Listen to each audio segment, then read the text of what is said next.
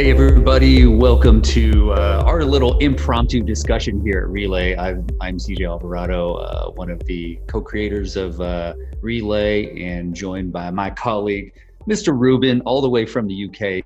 My friend, how are you doing? I'm doing very well. Thank you. Good. Yeah, I'm one of the marketing strategists here, and I'm just here to help connect you guys with Relay and just explain a little bit more about what Relay can do for your church.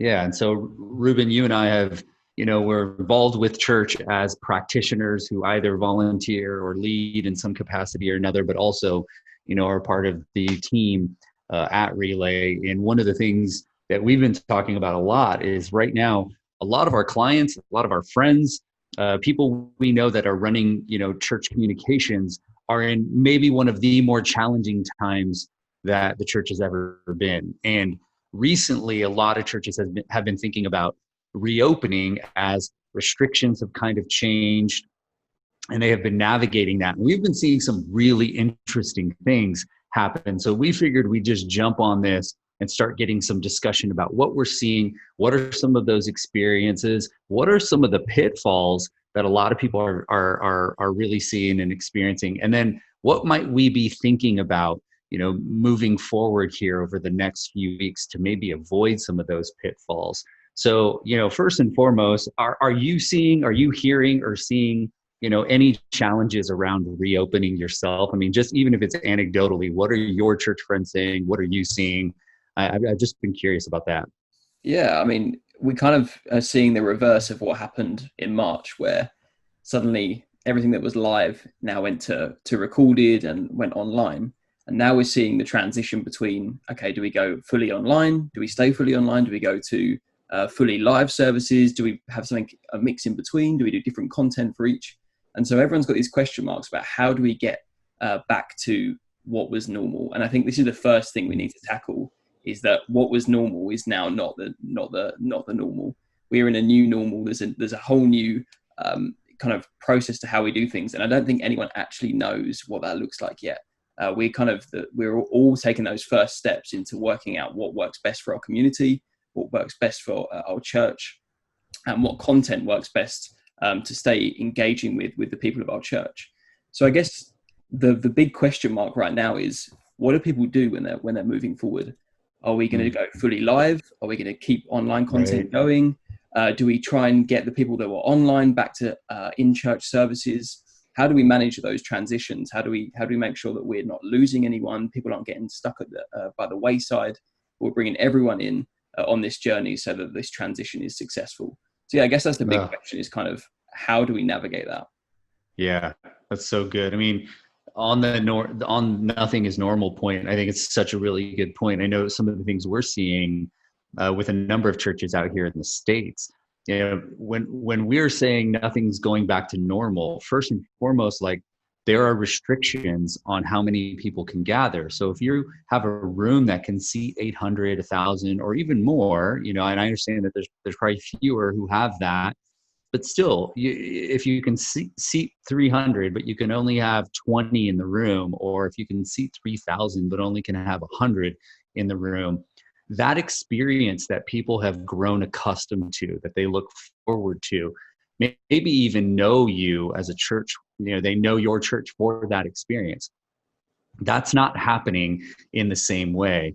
I've been in a number of auditoriums now, and it can feel really odd, to have such a big space, people spread out, worship teams feel more spread out than ever. So when we're talking about normal, it's not just some philosophical thing. It just actually doesn't feel normal.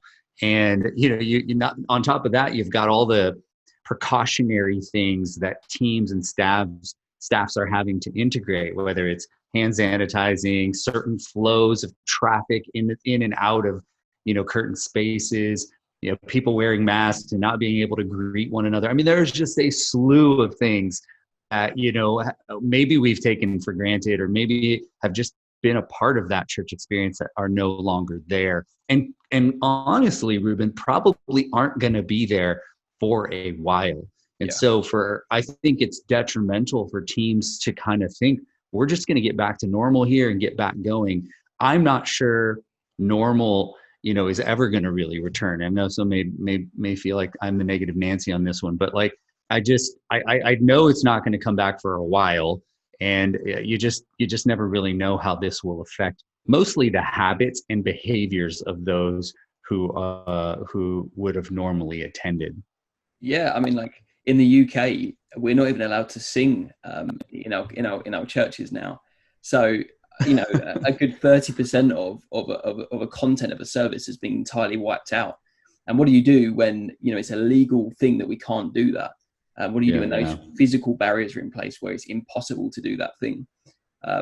And so these are the questions we have to start to ask ourselves. How do we fill out that new time? How do we fill out that space? What content is still going to fill those gaps and still encourage and still equip people, but at the same time going to stick to the guidelines and the new barriers that we face?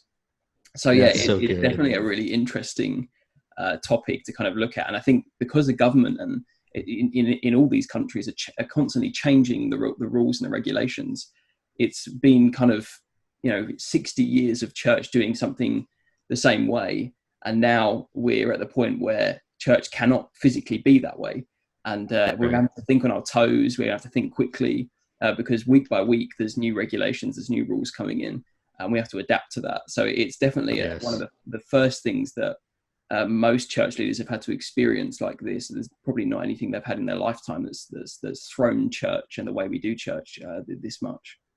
Right. No, it's really good. I think in that adaptation that you're referring to, a lot of churches having to be agile in this time. Many are reopening. Many are, sticking to the restrictions. They're adding in all the necessary precautionary, methods that they need and that people demand or their counties demand.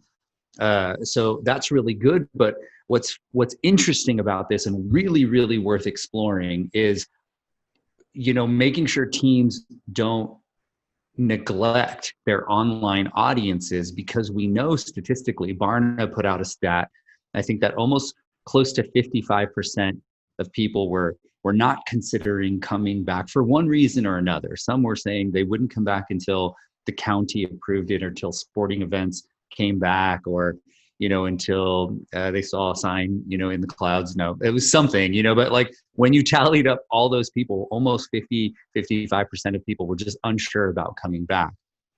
And so, being very cautious about over steering, I guess, our attention back to this physical experience and unintentionally isolating the online audiences, which for many people have been incredibly large. I think what has happened over the last couple of weekends is, you got to imagine church staff members, worship guys, hosts, pastors have not seen people in a long time. They get into an auditorium and the tendency is for everybody to just want to, focus all their attention on the people in the room. We haven't seen you. A lot of the insider language starts to come out again. And a lot of fluff, I guess, starts getting added to the experience itself.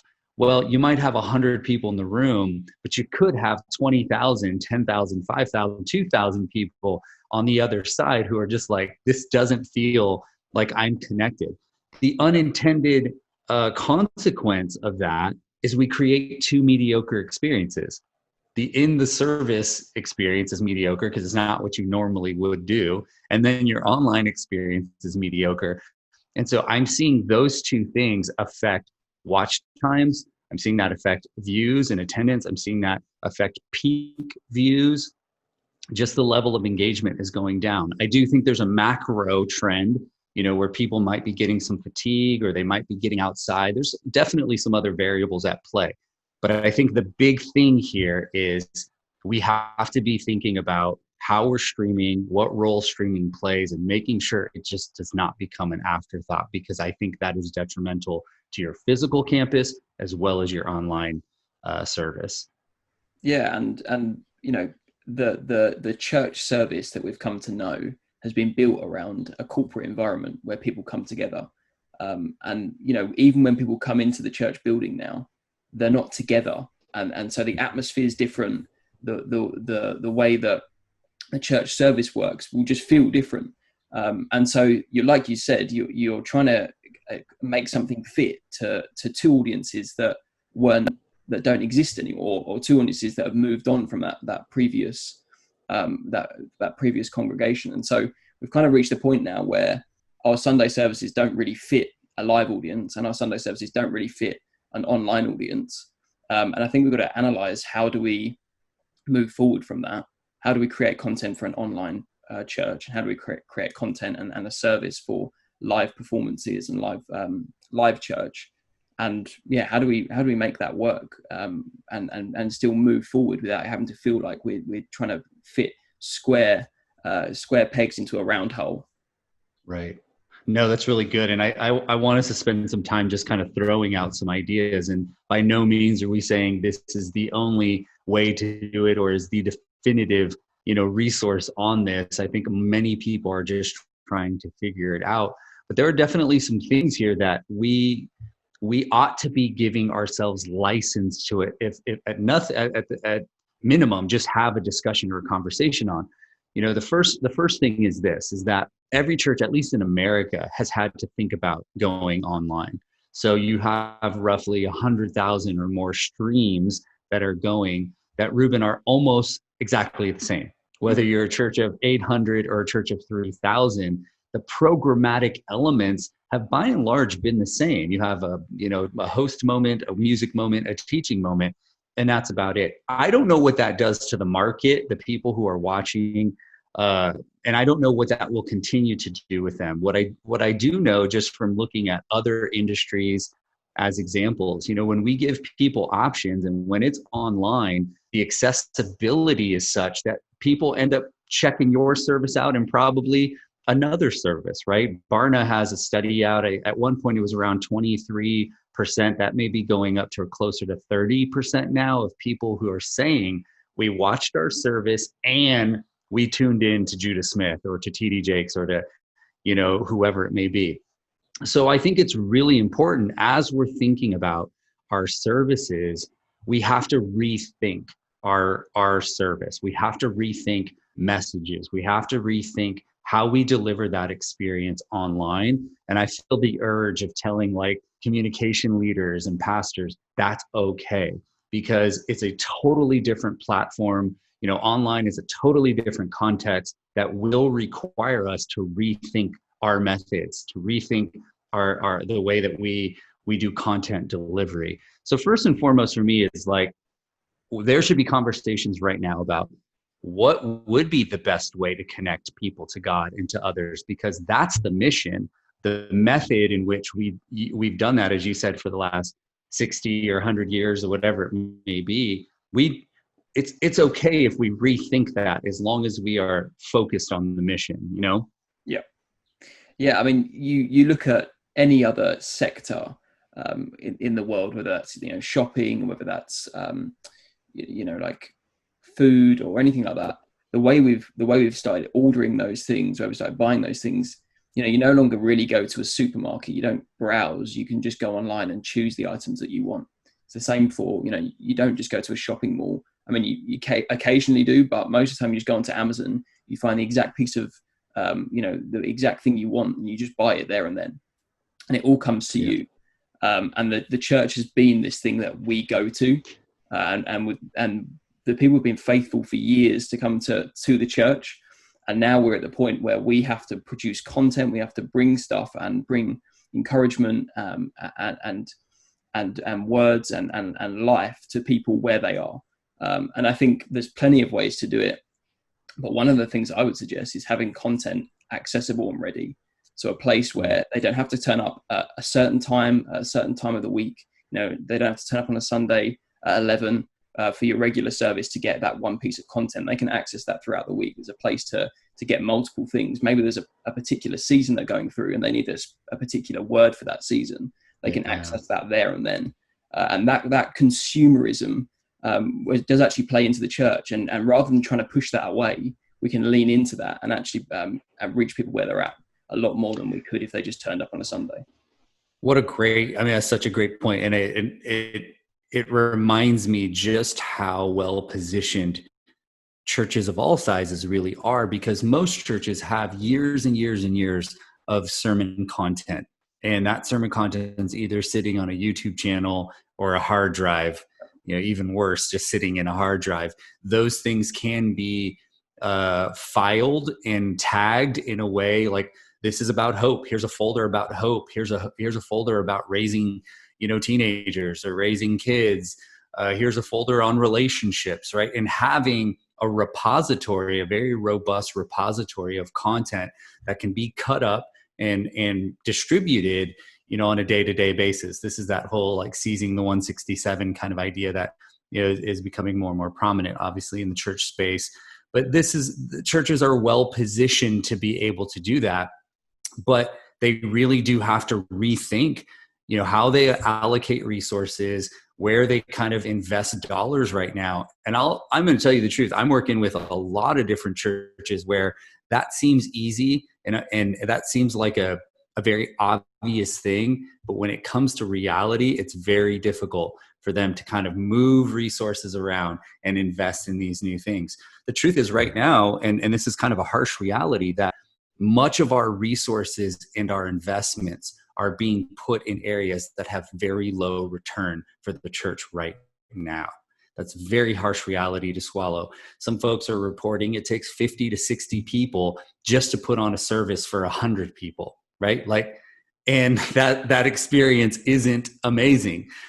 So I think this is the time, as you've mentioned, for us to be rethinking how we are providing content to people and reworking those resources so that we can do that effectively. Because if we get that stuff out to them and we can keep them engaged, we have a better chance of turning that attention into some kind of meaningful action. Yeah, I think I think online in general, as a whole, we need to rethink. So we need to, rather than just focusing on social media as the one place people can access your content, we need to think about our websites. We need to think about other places where our content and our information is out there. And so I'd just say, like, rather than just focusing on what social media can do, that's like the first part of the journey we want to take people on. But there's so much more behind that that gets people eventually to be part of your church. We don't want people to just be spectators. We want them to be involved in active parts of your church. So there's a few things that we would suggest in terms of moving forward on how to manage your online presence, on how to get those things kind of gathered up, especially at this time when that's the key area to be focused on is people going to be looking you up online. They're going to be looking for your information. They're going to be looking for reviews to see, is this somewhere I want to go when things reopen? So CJ, maybe just explain a little bit more about that journey and how we can take people on that. Yeah, I mean, this is good. So we shift gears a little bit on this, and I think what we see is a lot of churches focusing, like you said, predominantly on social media. And I understand that, because when we talk about engagement, for example, a lot of that is happening in some very specific places like social media, your Facebook, your Instagram, Twitter, things like that. But I think it's important to zoom out for a minute and think about the entire journey of our guests. And those are our prospective guests as well. They kind of go through this series of steps that we, at Relay, we use this kind of at the core of everything we do. There's awareness, where people are just aware of a church in their area or a church online. And usually that awareness has to do with like social media, email marketing. More traditional media might be things like billboards or TV ads or things like that. But that's the awareness section. Most churches we know spend all of their time in that awareness section. They're just constantly, trying to put posts out there or run ads or get, send out your invited cards or door hangers or mailers, things like that. They focus the majority of their time on awareness. But what they don't realize is that there are hundreds. In fact, Google reports 1.6 billion searches every single day where people are using their phones. They open up Google Maps or Apple Maps, or they're using Alexa or Siri to find things in their local area. And so we're seeing more than 50% of searches nowadays have what we call local intent. And that's very different from folks who are just surfing Instagram or Facebook, right? These are people who are like going, church near me, or Mexican food or Thai food. And they're using the Maps app as a way to go find things. They're in a very different psychology. They're in a very different place in that journey. They're ready to take action. They're already considering, they're looking for something relevant. The sad thing about this as it relates to churches is you go and you look at many churches' presence on things like Apple Maps and Google Maps, and they've got no one looking at their ratings. They may have a 2-star rating, photos that have not been updated in 4 or 5 years, reviews and comments that have been made in the comment section that have by and large been totally ignored, which makes the church just look totally disengaged. And what we know from stats from Google and HubSpot and others is roughly 88% of people will trust whatever they see on those maps. So if your photos look good and your ratings and comments look good, they'll make the decision. They'll click get directions or call, from that place. So what we call findability, being able to be findable, is incredibly important and impacts that guest's journey. The next thing is reputation management, making sure that comments that are out there, blog articles, reviews, all of that is really being managed and taken care of. And then we've got like conversion. How do people actually convert and get connected into your organization? It's not just about a social media post that looks cool. We have to do that. But how is our website optimized? How, does our social and all of our other digital marketing work to actually help people take action toward something, toward planning a visit, toward watching online, toward giving, toward getting involved? Something along those lines. And then last but not least is all about advocacy, where we need to help them share their positive experiences, with people, and it kind of drives them back to that reputation. So we look at these, 5 pillars or these 5 general phases as core to building a really robust and holistic marketing strategy. If everything you're ever talking about is about social media, I guarantee you're missing some of the most important and lowest hanging fruit that's out there for you. There are people right now that churches we've worked with, we start working on their reputation and their findability, and they start seeing 10, 100, 200 people start walking through the door, in the following weekends. So that's critical, because social and all of that may drive traffic to your events or your content, but the whole findability and reputation side of things drives people to your campus and to your location. So I know I spent a lot of time talking, just on that, but those are the things that I think churches really need to begin looking at that entire journey, to really be effective today. And that's what true engagement is. So the word engagement gets thrown around so much at the moment, where it's just social media. It's just, you comment back to that person, you give a thumbs up, a smiley face, and that's the engagement done. But engagement really is making someone feel valued, making someone feel like they have a purpose, and that they can, because you value them, they can step into your community.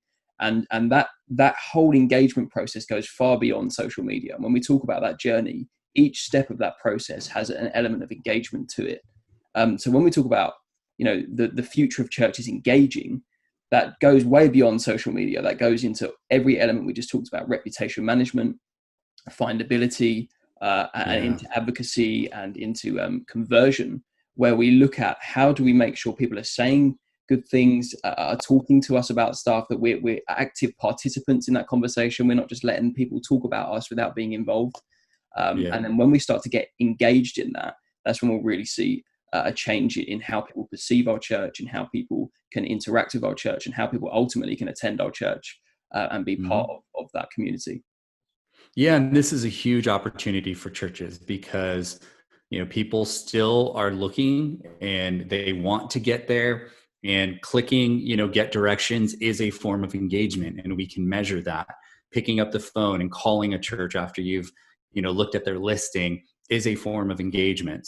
So when we're thinking about engagement, as you said, we desperately need to expand our definition of it. We desperately need to begin measuring that and getting visibility to those areas, because without it, we are missing vital steps of the journey for us and how they make their decisions. And so if we're not in those critical moments where they are actually making decisions, we know they're going to go elsewhere. So it's really important for us to kind of look at that entire spectrum. I think the only other thing I would say is that, before churches spend another dollar, on marketing or communications, I think they have to get a really good understanding of where they are, in these different, spectrum, in the spectrum of this. So like maybe you're crushing it at social media and you've invested dollars over the last year to get, designers and some ad dollars there. You're boosting posts and you're getting some pretty decent reach and engagement. That's awesome. What we believe is that marketing is really much a mix. You should have a mix that works for what your church is trying to do. So before you spend another dollar, though, just investing in some random places, you should take the time to get an overview of how your church's online presence is really doing in these key areas. How are we doing in reputation management? What tools do we have to measure this? Do we understand what role responding to reviews and having updated listings and things like Google My Business plays in helping our church be found? If you don't, you got to do that ASAP. And that's something we obviously can help, not to move people right into, a move for Relay, but that's something that we offer for free. People can get a snapshot analysis of their church's online presence and see, like, by getting a grade or tapped into Facebook and Google and all these other sites, they can get a grade in these key areas to help them see, like, are we doing a good job, or do we need to shore this up and invest more in these other areas, and immediately have a sense of clarity around, how to strengthen their online presence. So yeah, we'd love to connect with you. So why don't you visit our website, relay.church, and we'd love to just help you and your church, give you that free snapshot report and talk to you a little bit more about your strategy and how we can help you. So yeah, visit us at relay.church. We'd love to see you soon.